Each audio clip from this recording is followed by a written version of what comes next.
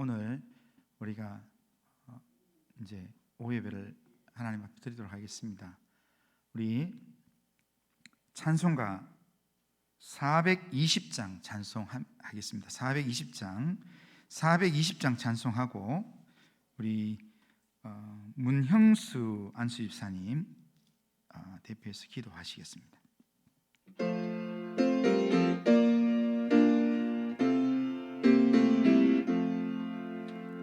너 성결케 위해 늘 기도하며 늘 주 안에 있어 늘 성경 보고 온 형제들 함께 늘 사귀면서 일하기 전마다 늘 기도하라. 너 성결케 위해 내 머리 숙여 천밀히 계신 내 주께 빌라. 주 사귀어 살면 주 닮으리니 널 보는 이마다 너 주 생각하리. 너 성결케 위해 주 따라가고 일 다음하여도 당 망치 말고 잠들어올 때나 또 슬플 때나 너 주님만 믿고 늘 따라가라. 너 성결케 위해 늘 기도하며 내 소원을 주께 다 맡기어라. 너 성령을 받아 주 섬겨 살며 저 천국에 가서 더 잘 섬기리. 아멘. 문형수 집사님 기도하겠습니다. 사랑이 많으신 하나님 아버지, 오늘 주일을 맞이하여 주의 성도들이 하나님께 예배와 찬양을 드리게 하심을 감사드립니다. 이 예배를 통하여 하나님의 형상과 성품을 닮아가게 하시고 간절한 마음으로 말씀을 받고 이 말씀이 과연 그러한가 날마다 상고하는 주의 성도들이 되도록 인도하여 주옵소서. 무엇보다 순종이 제사보다 낫고 듣는 것이 수양의 기름보다 낫다는 사무엘의 말씀을 기억하며 순전한 마음으로 하나님 앞에 나아가는 성도들이 될 수 있도록 축복하여 주옵소서. 이날은 특히 코로나 바이러스로 인해 멈추었던 오후 예배를 드리는 첫날이오니 이날을 기억하며 예배의 소중함을 잊지 않게 하시고 경건에 이르는 연습을 게을리하지 않도록 도와주옵소서. 예배를 사모하는 마음을 주시고 주의 성도들이 마음을 다하고 뜻을 다하여 하나님 앞에 예배를 드릴 때에 하나님은 우리를 가르치시고 우리의 마음에 찔림 있게 하셔서 애통밖에는 아무것도 할 수밖에 없는 자들인 것을 알게 하심으로 겸손하고 진실함으로 하나님 앞에 서게 하옵소서. 이스라엘 민족은 교만하고 어리석어서 하나님의 율법을 가졌으나 하나님의 말씀을 무시하고 패망의 길로 갔으며 포로로 끌려간 이스라엘 민족이 바빌론 강가에서 빼앗겨버린 예루살렘 성전을 생각하며 그리워하며 괴로워했던 것을 기억하오니 주의 성도들이 예배를 생명과 같이 여기게 하시고 빼앗기지 않게 하시고 주의 말씀을 불순종하여 세상의 길로 가지 않도록 긍휼을 베푸시옵소서. 은혜가 풍성하신 하나님, 특별히 이 민족을 위해 기도드립니다. 한 나라가 부강해지고 망하는 것이 국방력이나 경제력이나 정치력에 좋고 나쁨이 있는 것이 아니라 주의 백성들이 하나님 여호와의 말씀을 듣지 않고 범죄하고 폐역하며 행악하며 주의 법도와 규례를 떠났기 때문인 것을 역사를 통해 목도합니다.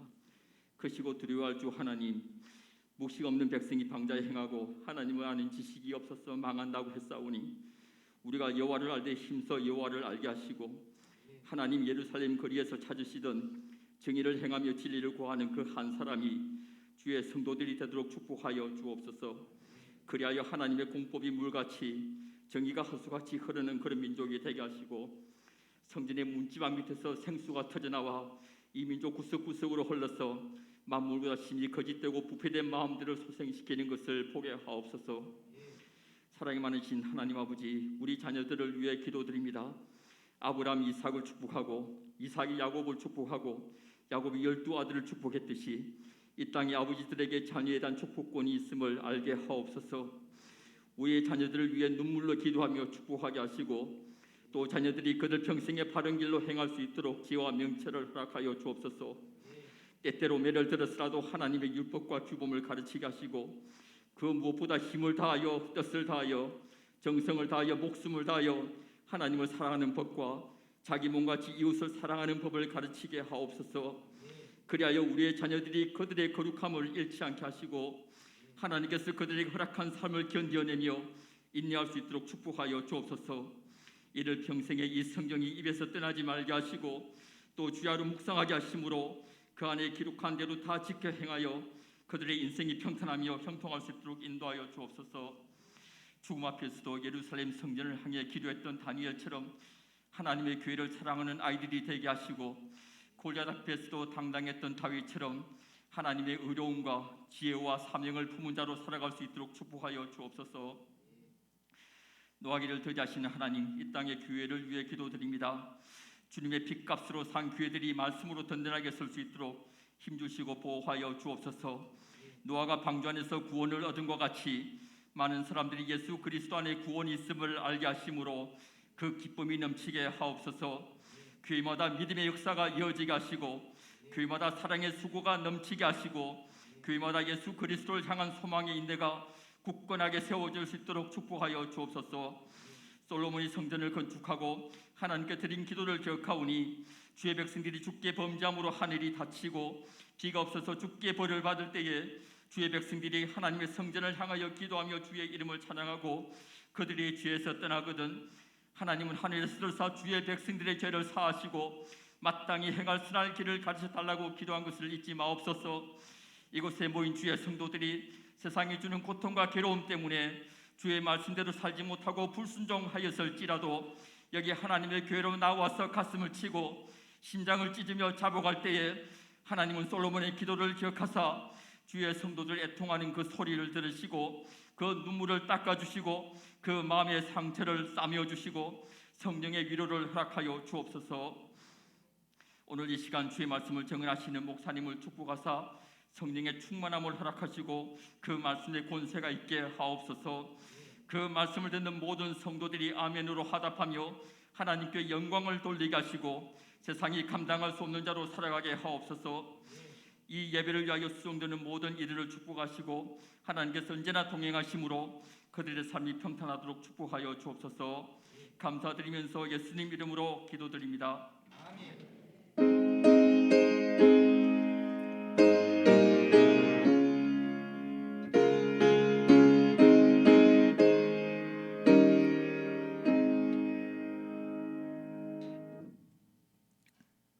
자, 하나님의 말씀은 사무엘하 13장 23절에서 29절입니다. 자, 사무엘하 13장 23절에서 29절. 자, 한 절씩 교독해 보겠습니다.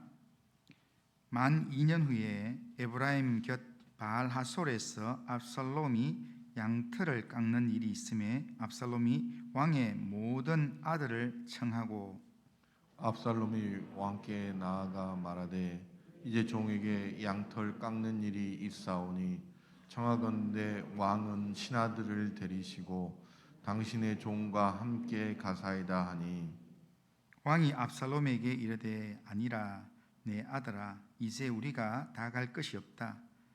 내게 누를 끼칠까 하노라 하니라. 압살롬이 그에게 간청하였으나 그가 가지 아니하고 그에게 복을 비는지라. 압살롬이 이르되 그렇게 하지 아니하시려거든 청하건대 내 형 암논이 우리와 함께 가게 하옵소서.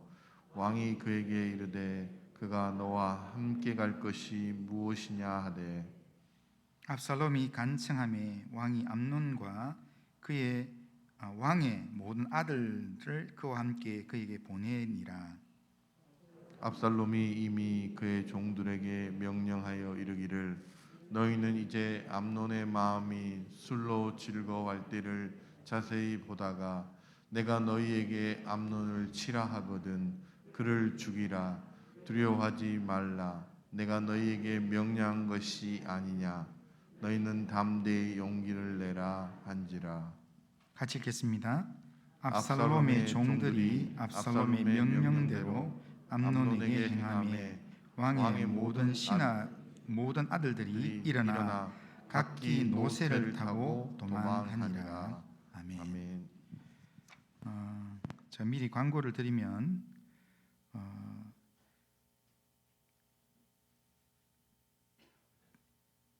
노회가 내일 있습니다. 내일부터 있는데 내일 10시에 있는데요. 오전에 제가 말씀드린 것처럼 그러니까 12년 만에 노회를 하기 때문에 우리 노회원들 중에 우리 교회를 한 번도 안 온 사람들이 많습니다. 그러니까 교회를 못 찾아서 이렇게 교회 주변을 이렇게 방황할 수도 있습니다. 그렇기 때문에 한 안내는 9시 반부터 10시 사이에 안내가 좀 필요하고요. 그 다음에 2시에 목사 안수식과 또 강도사 인허식이 있기 때문에 그 해당되는 가족들, 성도들이 교회를 오게 됩니다. 그래서 1시 반부터 2시 사이에 교회 들어오는 출입구에 안내자들이 좀 필요하고요.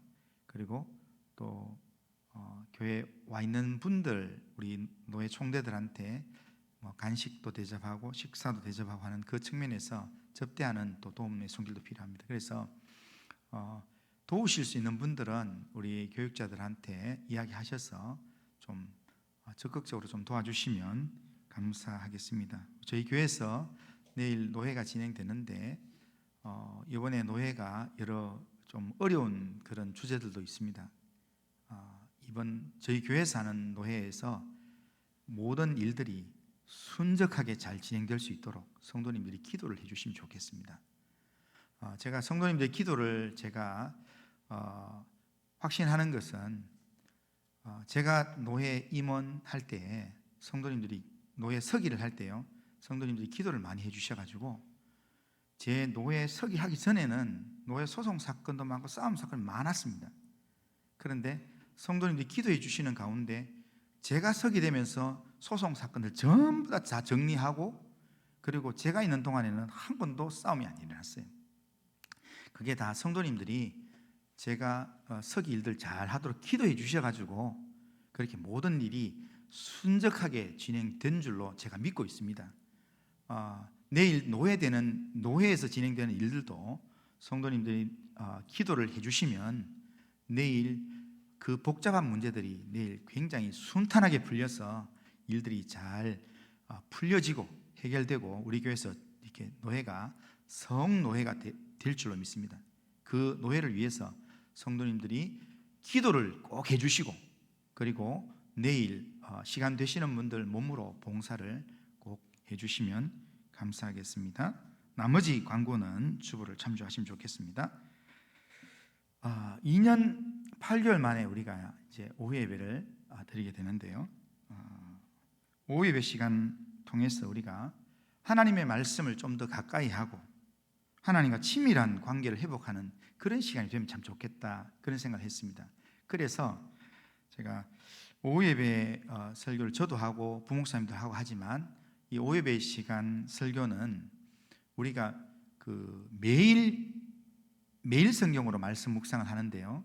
그런데 매일 성경 본문 중에서 그 매일 성경 책에 보면 주일날 이 가정 예배문이기도 하고 성경 공부 내용이기도 하고 그 책에 나오는 내용이 있습니다.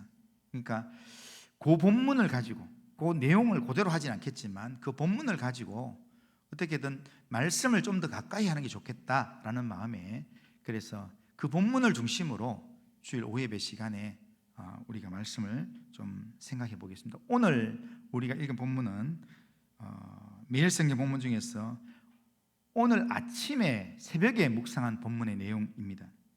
다윗의 아들 압살롬이 자기 누이 다말을 강간한 이복 형이었던 암논을 살해하고서 그 술당으로 도망을 한 사건의 내용입니다. 오늘 먼저 우리가 한번 살펴볼 것은 압살롬이 암논을 살해하는 내용입니다. 오늘 본문 23절은 만 2년 후에라는 말로 시작이 됩니다.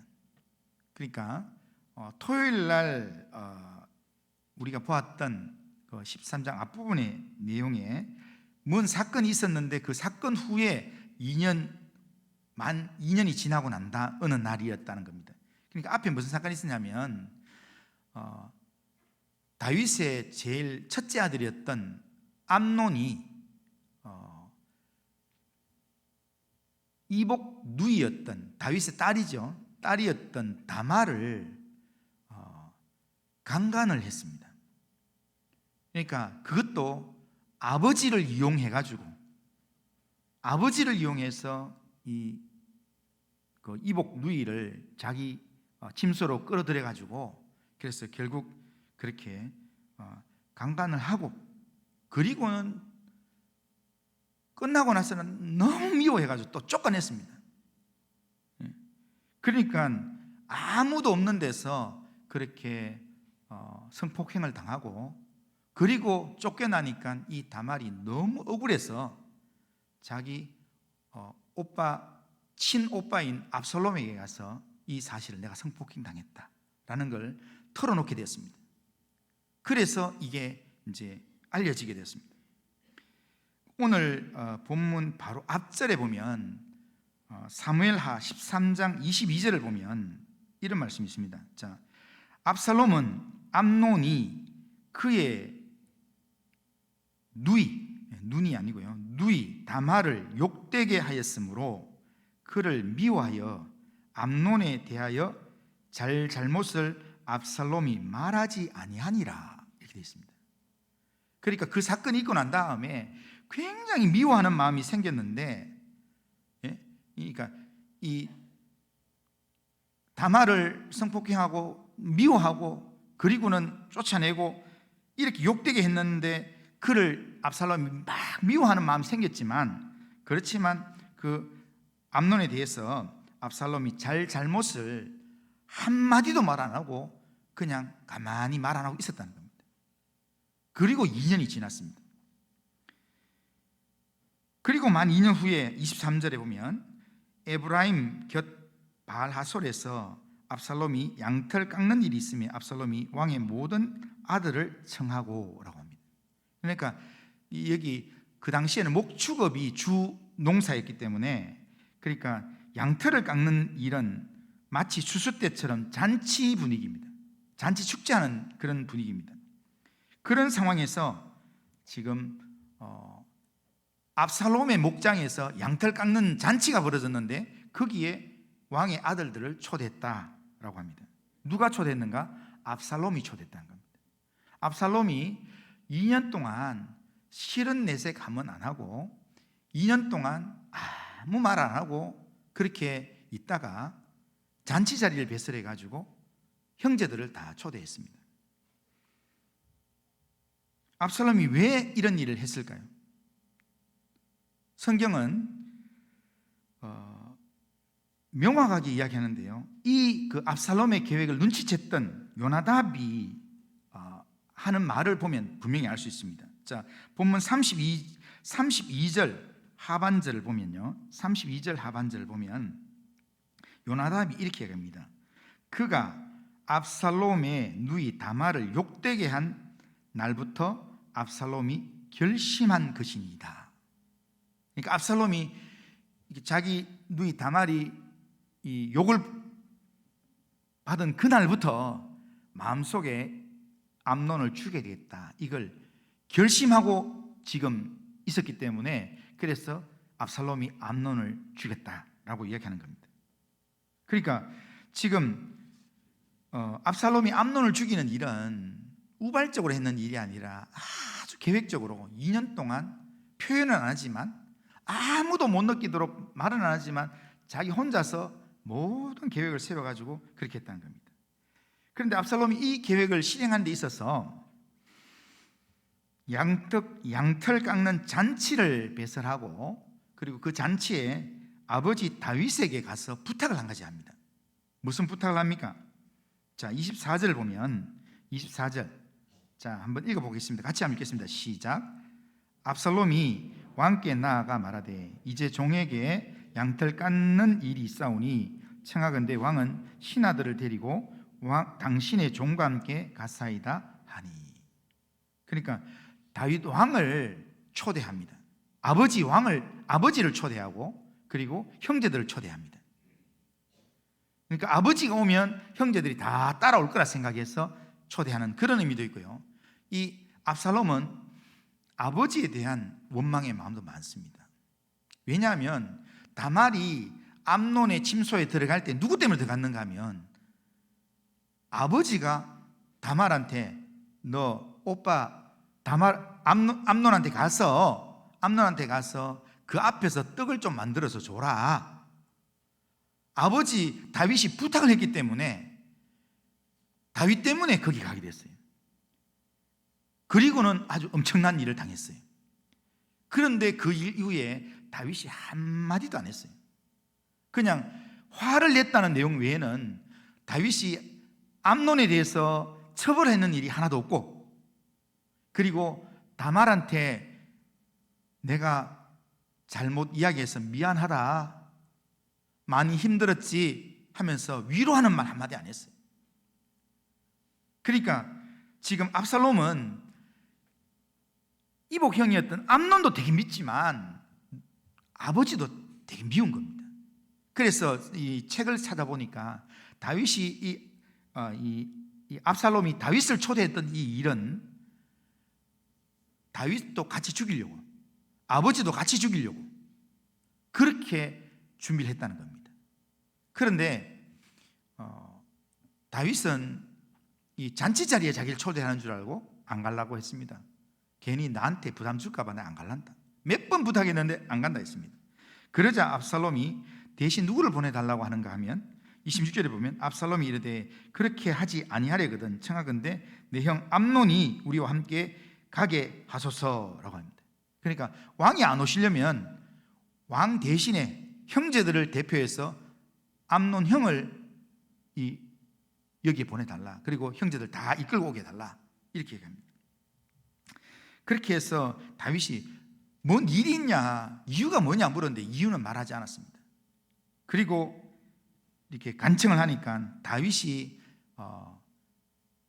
명령을 내려서 27절에 보면 암논과 왕의 모든 아들들이 압살롬의 잔치 자리에 참석하게 됩니다. 그런데 그 잔치 자리를 준비하는 그 자리에서 압살롬은 그의 종들에게 특별 지시를 한 가지 했습니다. 무슨 지시를 했습니까? 자, 28절 보면 28절 압살롬이 이미 그의 종들에게 명령하여 이르기를 너희는 이제 암논의 마음이 술로 즐거워할 때를 자세히 보다가 내가 너희에게 암논을 치라 하거든 그를 죽이라. 두려워하지 말라. 내가 너희에게 명령한 것이 아니냐. 너희는 담대히 용기를 내라 한지라. 그냥 오면 바로 죽이라 이게 아니라 제일 마음이 편안하고 이제는 자기가 가장 행복하다 할 때 그때 죽여라. 아주 복수를 아주 이렇게 이 상대방이 최고의 위치에 올라갔을 때 완전히 바닥에 내려가도록 그렇게 복수하려고 지금 계획을 다 짰습니다. 신호를 주면 암논을 쳐서 죽이라는 그런 명령을 미리 내려놓고 그렇게 했는데, 그래서 압살롬의 명령을 따라서 암논이 이제 잔치 자리에서 막 기분이 너무 좋아서 너무 좋아요 막 춤을 추려는 그때 명령 내려서 바로 죽게 만들었습니다. 아주 친밀하게 계획해서 살해한 것입니다.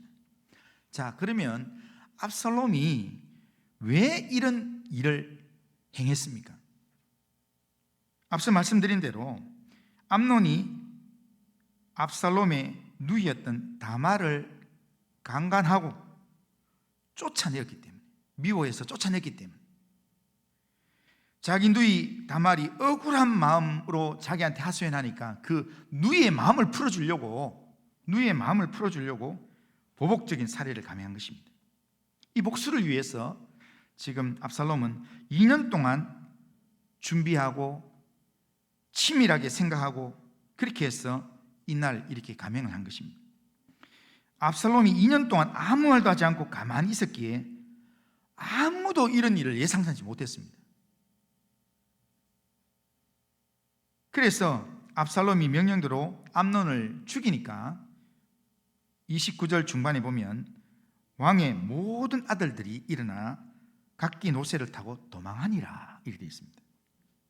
그리고 이 소문이 왕궁 다윗에게로 들려지게 되니까 왕자들이 다 죽은 줄 알고 왕의 신하들이 옷을 찢고 땅에 드러눕고 엄청난 충격을 받았다는 행동을 하게 됩니다.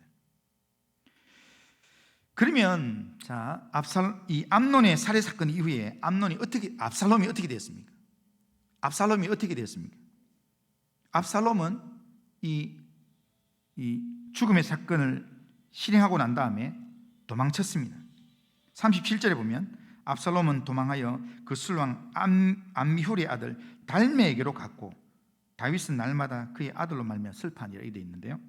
지금 여기에 달메는 누구냐면 압살롬의 외할아버지입니다.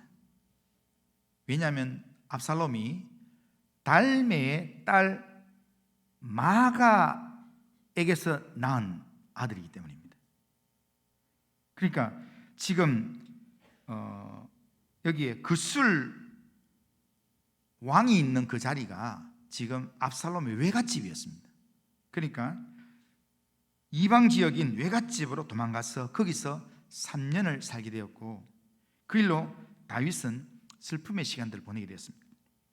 자, 정리를 해보면 암논이 다말을 강간한 이 사건 이후에 압살롬이 만 2년을 준비해서 잔치자리를 준비하고 그들을 다 초대해서 암논을 그 자리에서 살해를 하게 됩니다. 그를 죽여서 누이 다말의 억울한 마음을 풀어주려고 했습니다.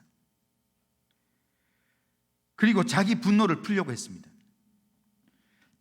암논만 죽이면 모든 것이 이제는 끝난다라고 생각을 했습니다. 그러나 암논 살해 이후에 압살롬은 어땠습니까? 압살롬 옆에 이렇게 암논이 죄지었으니까 암논을 처단하면 그러면 암논만 없으면 그러면 모든 게 정상적으로 돌아갈 거라 생각했는데 압살롬은 암논을 죽이자마자 자기 옆에 모든 형제들이 다 도망을 갔습니다. 자기 혼자 남았습니다. 그리고 아버지 다윗에게 평생의 슬픔을 주었고 그리고 죽을 때까지 아버지와 갈등 관계 속에 그렇게 살아가게 되었습니다. 그러면 누이 다말에게 정말 다말의 이 한을 풀어주려고 이렇게 했는데 다말은 좋았는가? 오늘 새벽에도 제가 잠깐 이야기했지만 다말은 암논에게 이 성폭행을 당하고 난 다음에 도저히 말할 데가 없어서 압살롬의 집에 와서 살았습니다. 압살롬이 이야기하고 그 집에 살았다고 이야기합니다. 그런데 그 집에 살았는데 오늘 사건 이후에 다말에 대한 언급은 한 번도 나오지 않습니다. 그 말은 지금 역사 속에서 언급이 할 내용이 없을 정도로 있는 듯 마는 듯 그렇게 살았다라는 의미입니다. 그리고 또 하나는 압살롬의 집에 같이 살았는데 그런데 압살롬이 결혼해서 딸을 낳았는데 딸 이름을 뭐라고 짓느냐면요 다말로 지었습니다. 자, 집에 있잖아요. 집에 지금 어려움을 당한 동생이 있는데 내 자녀를 낳았는데 이름을 여동생 이름으로 자녀 이름을 짓겠습니까? 있으면 같이 짓지 않습니다. 그런데 왜 지었을까? 한번 상상을 해보면요 지금 다말이 압살롬이 그렇게 아꼈던 동생이었는데 이런 어려움을 당하고 가정에서 없어졌다는 겁니다. 그러니까 자기 딸을 낳았을 때 누이를 생각하면서 아름다운 누이를 생각하면서 딸 이름을 다말로 지었지 않았을까 그렇게 추측해 볼 수 있습니다. 그 말 속에는 이런 추측의 내용 속에는 지금 다말의 인생도 압살롬이 복수를 하고 난 다음부터 그의 인생이 행복하진 않았다는 겁니다. 그러면 이 압살롬은 행복했는가? 압살롬은 이방 그술 땅에 가서 도망자로만 살아야 했습니다. 그리고 아버지와 그 갈등 속에서 평생을 그렇게 살다가 결국 죽게 됩니다. 자, 개인적인 복수의 결과가 이런 것이라는 겁니다. 오늘 본문의 제목이 뭐냐면요, 성경부의 제목이 뭐냐면 복수하지 말라라는 게 제목입니다. 이 내용을 가지고 지금 우리가 우리의 삶을 한번 적용해 보면 성경은 우리에게 원수 갚는 일을 우리가 직접 하지 말라 이렇게 이야기합니다. 자, 로마서 12장 19절에서 20절 우리 같이 한번 자막을 보고 한번 읽어보겠습니다. 우리 오후 시간에 잠 올 수 있으니까 제가 금방 마치겠습니다. 자, 같이 한번 읽어보겠습니다. 시작. 내 사랑하는 자들아, 너희가 친히 원수를 갚지 말고 하나님의 진노하심에 맡기라. 기록되었으되 원수 갚는 것이 내게 있으니 내가 갚으리라 하고 주께서 말씀하시니라. 20절 시작. 내 원수가 줄이거든 먹이고 목마르거든 마시게 하라. 그리함으로 내가 숯불을 그 머리 위에 쌓아두리라 놓으리라. 자, 히브리서 10장 30절 똑같은 말씀인데요. 자, 같이 읽겠습니다. 시작. 원수 갚는 것이 내게 있으니 내가 갚으리라 하시고 또다시 주께서 그의 백성을 심판하리라 말씀하신 것을 우리가 아노니. 자, 여기 지금 인용 구절인데요, 공통된 내용이 뭐냐면 원수 갚는 이 복수의 일을 내게 맡기라. 여기 내가 누굽니까? 하나님 맞습니다. 하나님이 우리한테 이야기하면서, 이스라엘 백성들한테 이야기하면서 원수 갚는 거는 너희들이 하려고 하지 말고 나한테 맡겨라 라고 이야기하는 겁니다. 그러니까 그렇게 원수 갚는 걸 나한테 맡기고 너희는 원수를 사랑하고 원수를 위해서 기도하고 축복하면, 그러면 그가 목말라면 마실 거 주고 그가 배고파하면 먹을 거 주고 그러면서 그를 위해서 기도해 주면, 그러면 하나님께서 그 원수의 머리 위에 숯불을 넣는 그런 심판을 하겠다. 하나님 그렇게 약속합니다. 그러면서 이 로마서 12장에서는 선으로 악을 이겨라. 악으로 갚으려고 하지 말고 선으로 이겨야 된다. 그게 진짜 이기는 거다라고 이야기합니다. 자, 우리에게 이렇게 말씀하는 이유가 뭐겠습니까? 왜 이렇게 하라고 말씀할까요? 이게 진짜 우리가 살 수 있는 방법이거든요. 그리고 이게 진짜 살아계신 하나님을 믿는 믿음의 행동이거든요. 공의로우신 하나님이 살아계시고 그 하나님의 주권과 일하심을 믿는다면 이렇게 살아라는 겁니다. 전능하신 하나님께서 살아계셔서 우리의 억울함을 신원해 주실 것입니다. 이런 하나님을 믿는다면 모든 일을 하나님께 맡기며 기도하라는 겁니다. 원수 갚는 일을 하나님께 맡기지 않고 내가 그 일을 감당하면 사단이 내 이 감정, 내 기분을 충동질하기 시작합니다. 내가 원수를 하나님께 갚는가, 하나님께 안 맡기고요, 내가 반드시 갚아야 되겠다, 내가 반드시 죽여야 되겠다, 그런 마음이 들면 그때부터요 마음에 평안이 사라집니다. 그때부터 마음에 지옥이 생기게 됩니다. 제가 어제 결혼식이 있었잖아요. 그런데 어제 결혼식이 있었는데 주중에 신부가 전화가 왔어요. 전화가 와가지고 그 결혼식장에서 지금 다음 시간을 위해서 순서를 많이 줄이려고 합니다. 시간을 빨리 마치라고 합니다. 이렇게 하길래 내가 원래 나는 다른 사람에 비해서 좀 빨리 마치는 거니까 빨리 마치니까 그렇게 내가 알아서 하겠다 했는데, 그렇게 이야기했더니 그쪽에서 순서가 너무 많으니까 찬송가 1절, 2절 중에서 1절만 해라. 그리고 찬송가 2장 앞에 하나 있고 뒤에 있는데 하나만 해라. 빼라. 그리고 축가도 너무 길다. 뭐 이렇게 이야기하면서 있잖아요. 그 결혼 그 플래너가 지금 신부한테 계속 압박을 하면서 순서를 빼라는 겁니다. 그래서 제가 그걸 딱 듣는 순간 기분이 좀 상하면서요, 그러면서 그 결혼 플래너의 원수를 한번 갚아줘야 되겠다. 그런 마음이 생겼어요. 그래서 제 마음에 이제 어떻게 하면 이 사람을 골탕을 먹일까 생각을 하면서 생각하니까 어떤 생각이 드냐면, 나중에 결혼식 딱 가서 결혼식 시작하러, 어차피 주부 순서지 나왔으니까 결혼식하러 주례를 내가 사회를 다 보니까요, 가서 시작하기 전에 이야기하면 내가 딱 얘기해서 이렇게 왜 순서를 빼라 말하냐, 내가 25분 안에 마칠 건데 그 사람 무조건 이렇게 결국에는 거기 신부한테 얘기해서 뒤에 찬송가를 빼는 쪽으로 합의를 봤어요. 그거 안 하면 이 진행이 안 된다고 얘기해가지고. 그래서 제가 가서 내가 다시 이 합의를 보면서 이야기를 해야 되겠다 마음에 이제 결심을 했어요. 가가지고 순서를 조정하는 게 당신의 뜻이냐, 아니면 시간을 25분까지 마치는 게 당신 뜻이냐.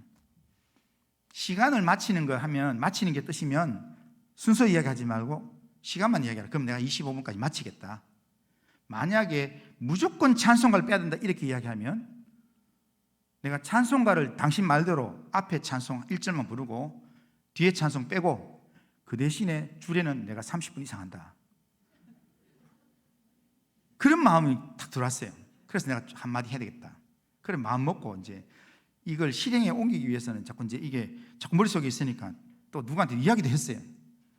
그러니까 그런 마음을, 복수할 마음을 가지기 시작하니까요, 어떻게 마음이 편안할까요? 안 편해요. 계속 그거 생각하는 게, 거기 결혼식 가서 내가 어떻게 하면 이걸 좀 이 사람한테 충격을 줄까. 그래서 나중에 그 사람이 당황할 때 이렇게 주례하기 직전에 이야기하면서 신부한테 압박을 줬는 거 신부한테 사과를 해라. 아니면 내가 오늘 주례 30분 할 수도 있고 1시간 할 수 있다. 막 이렇게 이제 막 생각을 막 했어요. 그런데 그렇게 하다 보니까요, 가만히 생각하니까 제 마음에도 평안이 없고, 그리고 기도하면서 가만히 생각하니까 그렇게 하면 결혼식이 엉망이 되겠다.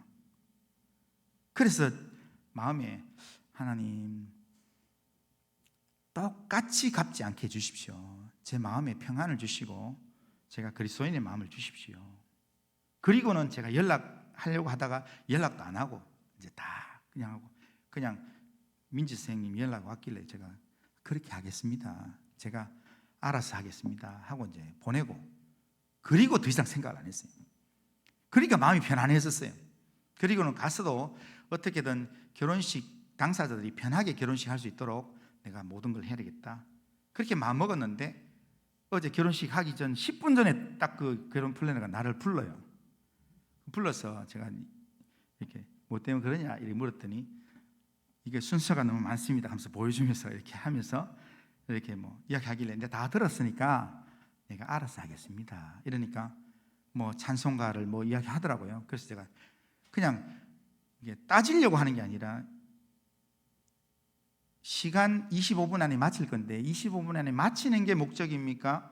아니면 지금 이렇게 이 순서에, 기독교적인 이 예배 순서에 순서를 뭐 빼고 넣고 하는 이걸 조정하려고 합니까?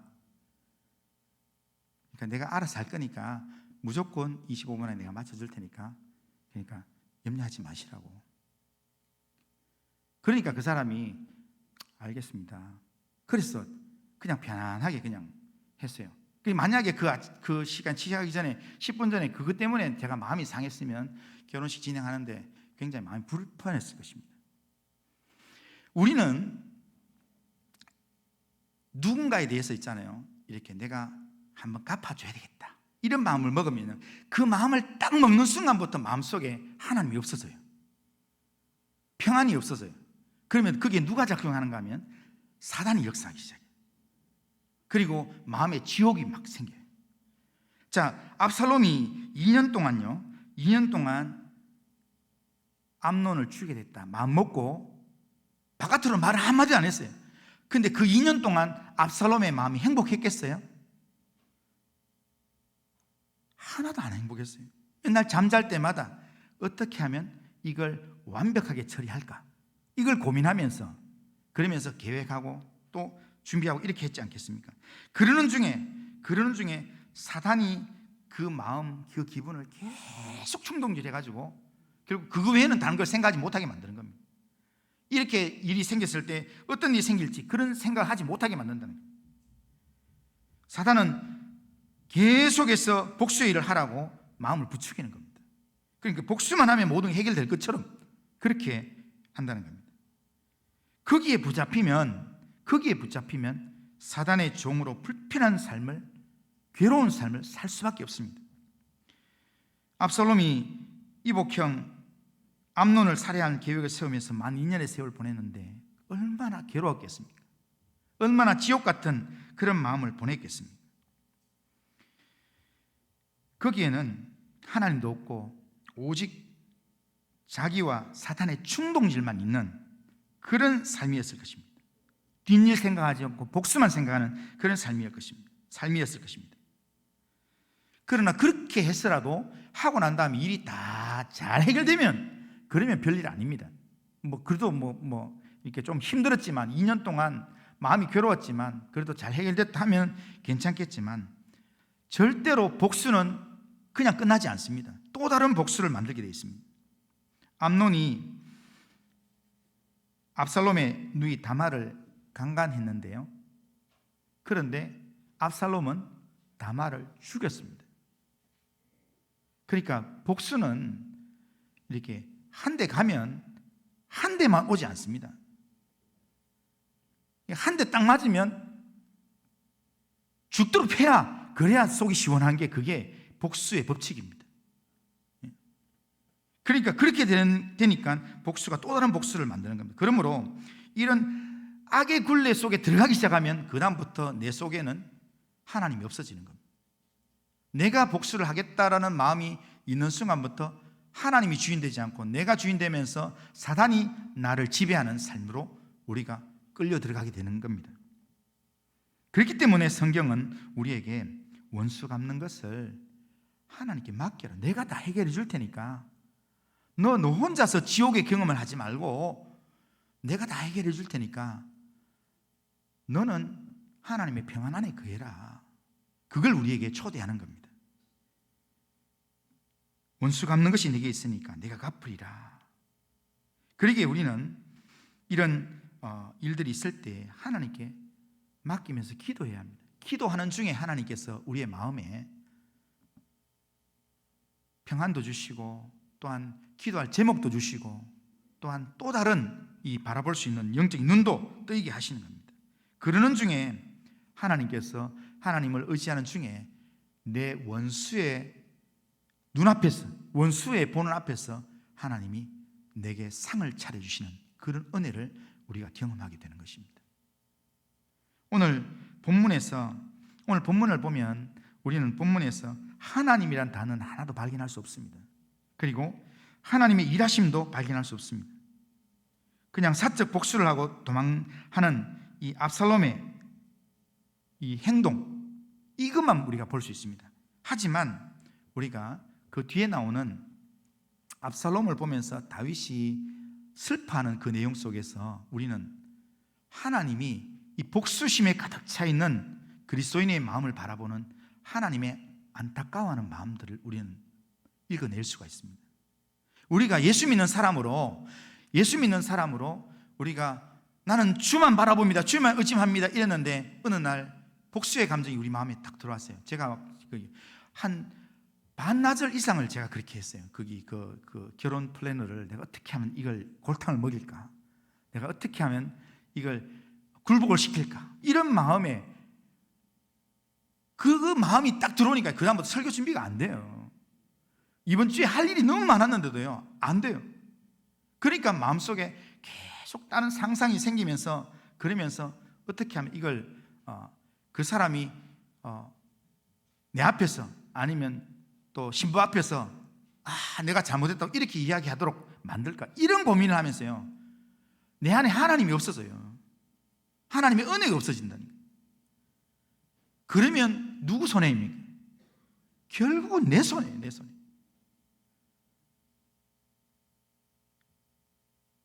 결국에는 하나님이 그런 그리스도인이 하나님의 은혜 안에서 막 즐거워야 될 우리가 하나님은 온데간데 없고 오로지 지옥을 경험하면서 그렇게 살아가는 우리의 모습을 보는 하나님 마음이 어떻겠습니까? 하나님이 너무 안타까운 눈으로 바라보실 거라 그렇게 생각합니다. 하나님이 오늘 본문에서 우리에게 말씀하시는 것은 그렇게 되지 않기 위해서 개인적인 복수하는 그 모든 마음들은 내게 다 맡겨라. 내가 너를 대신해서 그 문제 해결해 주겠다. 너는 그냥 기도만 해라. 하나님의 말씀만 붙들고 한 걸음씩 한 걸음씩 나가봐라. 그러면 내가 네 문제 해결해 줄게. 오늘 우리가 매일 말씀을 묵상하고 매일 하나님의 말씀이 인도하는 대로 우리의 삶을 살아야 될 이유가 여기 있습니다. 하나님의 말씀을 바라보고 하나님 말씀을 따라 우리 살지 않으면 사단이 언제 우리를 공격할지 모릅니다. 그래서 다윗은 내가 주께 범죄하지 아니하려 주의 말씀을 내 마음에 두었나이다. 하나님의 말씀을 내 마음에 두고 그 말씀이 인도하는 삶을 살려고 몸부림치고 자기의 모든 문제를 하나님께 맡기는 삶을 살았다는 겁니다. 그럴 때 하나님께서 내 원수의 목전에서 내게 상을 차려주시는 하나님의 은혜를 경험하게 되는 것입니다.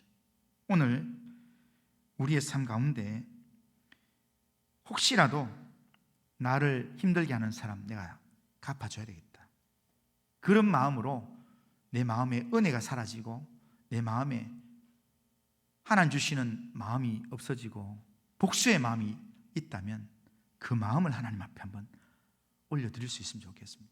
하나님께 우리의 마음을 맡기면서 하나님이여 나에게 정결한 마음을 회복시켜 주옵소서, 성령의 마음을 회복시켜 주옵소서. 그래서 주님의 복을 받는 삶을 살게 해 주시옵소서. 주님이 나를 대신해서 일하시는 그런 은혜의 삶을 살도록 도와주옵소서. 그렇게 기도하면서 우리 인생을 하나님께 맡기고 그렇게 믿음으로 하나님의 은혜를 맛보면서 살아가는 우리 모든 성도님들 다 되시기를 주님의 이름으로 축복합니다. 자, 우리 찬송가 433장, 우리 찬송 433장 찬송 한번 부르고 우리 한번 기도하고 마치겠습니다. 자, 433장.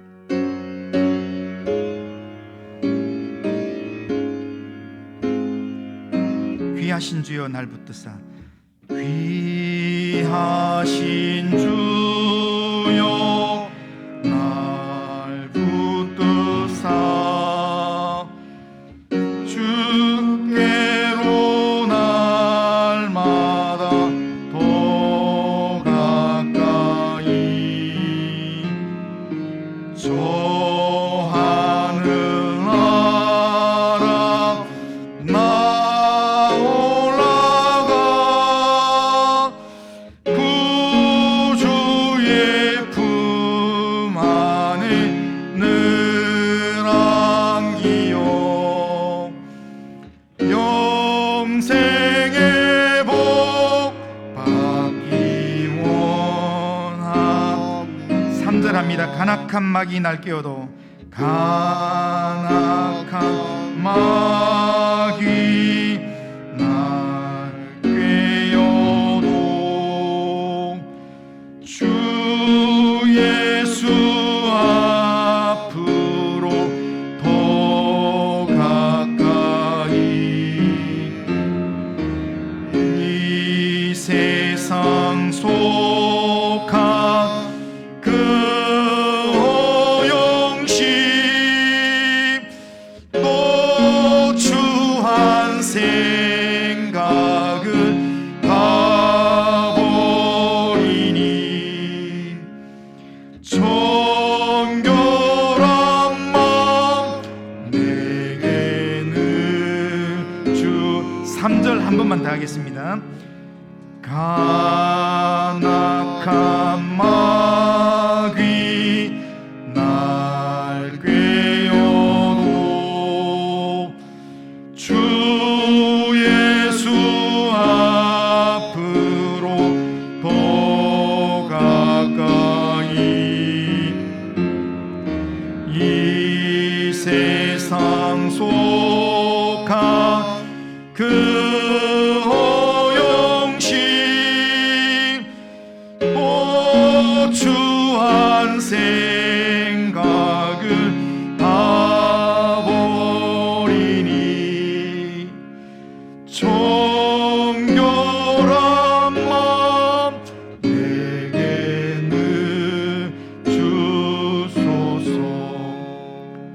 제목으로 우리 가사를 한번 생각하면서 이 제목으로 하나님 앞에 한번 기도 한번 드리겠습니다.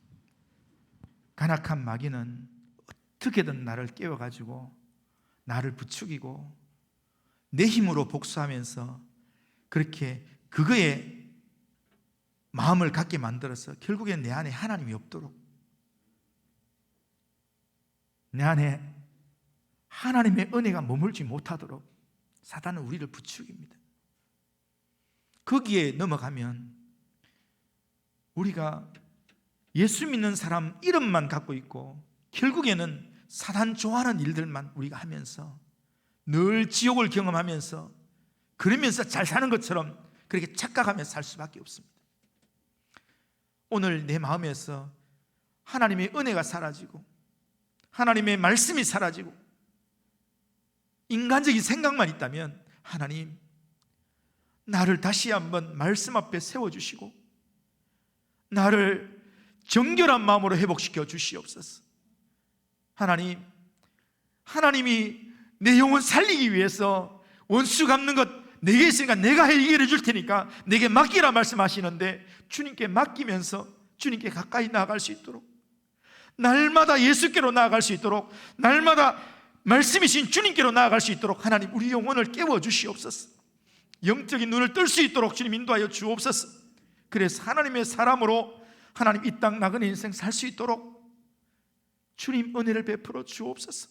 그런 마음으로 우리 자신과 우리 자신의 삶 가운데 있는 여러 가지 상황들 하나님 앞에 한번 맡기면서 기도하고, 우리의 심령 가운데 정결한 심령이 회복되도록, 하나님만이 우리의 심령 가운데 큰 은혜가 회복되는 그런 심령 되도록 주님 인도해 달라고 위해서 같이 한번 한 목소리로 같이 한번 기도하겠습니다. 같이 한번 기도하겠습니다. 거룩하신 하나님 아버지, 우리를 긍휼히 여기시고 인도하셔서 오늘도 주님 바라보며 주님 의지하며 하루에 아버지 예배를 드릴 수 있도록 인도하신 하나님 아버지, 하나님 아버지, 우리가 하나님의 사람이라고 하지만 사단의 하나님 아버지여 부추김을 받아서 하나님 우리의 마음 가운데 하나님이 없고 하나님의 은혜가 없는데도 불구하고 내가 잘 살고 있는 것처럼 하나님 아버지 인간적인 욕심으로 개인적인 복수심으로 하나님 아버지여 그렇게 혼자 고민하고 혼자 사단의 부추김을 받아서 놀아나는 그런 삶을 살 때가 하나님 있습니다. 하나님 우리를 긍휼히 여기시며 우리의 마음 가운데 하나님 아버지여 말씀을 회복시켜 주시옵소서. 우리의 마음 가운데 하나님 아버지 정결한 마음을 회복시켜 주시옵소서. 성령이 다스리는 마음이 될 수 있도록 주님 인도하여 주시옵기를 합니다. 그리고 하신 하나님 아버지여, 하나님의 도우심과 하나님의 인도하심 속에서 하나님 우리 성도님들이 날마다 주님 바라보며 주님 의지하며 하나님의 임재 앞에 가까이 나아갈 수 있도록 주님을 묵상하면서 주님의 은혜가 너무 좋아서 주님을 더 사랑하고 주님을 더 기뻐할 수 있는 믿음의 삶을 살 수 있도록 은혜를 베풀어 주시옵기를 원합니다. 성도들 한 사람 한 사람 하나님 아버지 가정마다 주님이 함께 하셔서 주님 때문에 우리의 심령이 하나님의 기쁨을 회복하고 은혜를 회복할 수 있도록 주님 인도하여 주시옵기를 원합니다. 그러고 하신 하나님께서 은혜로 주께 은혜로 인도하시고 붙잡아 주옵소서. 성도의 가정에 하나님 어려움 있는 가정들마다 하나님 붙들어 주시고 인도하여 주시옵소서. 주님 함께 하시고 은혜를 베풀어 주옵소서. 그러고 하신 하나님 아버지, 우리는 하나님 앞에서 하나님의 백성답게 잘 살고 싶지만 마음은 원이지만 육신이 약하고 우리를 유혹하는 사단이 우리를 가만 내버려 두지 않는 그런 하나님 아버지, 인간적인 삶을 살 때가 너무 많습니다. 하나님, 설교를 준비하는 목회자의 마음 가운데도 어떻게 하면 내가 복수를 할까, 그 마음 때문에 하나님이 내 마음속에 사라지고 하나님의 평강이 사라졌는데도 그것 알지 못하고 잘 살고 있는 것처럼 그렇게 행하는 하나님 모습이 있는 것처럼 우리가 하나님의 은혜를 잊어버리고 하나님 놓치면서도 하나님 아버지 아무 문제 없는 것처럼 그렇게 살 때가 너무 많습니다. 하나님 아버지, 우리를 긍휼히 여겨 주시옵소서. 주님께서 우리를 붙들어 주셔서 주의 은혜가 하나님 아버지 우리에게 사라지지 않도록 주님 인도하여 주시옵기를 원합니다.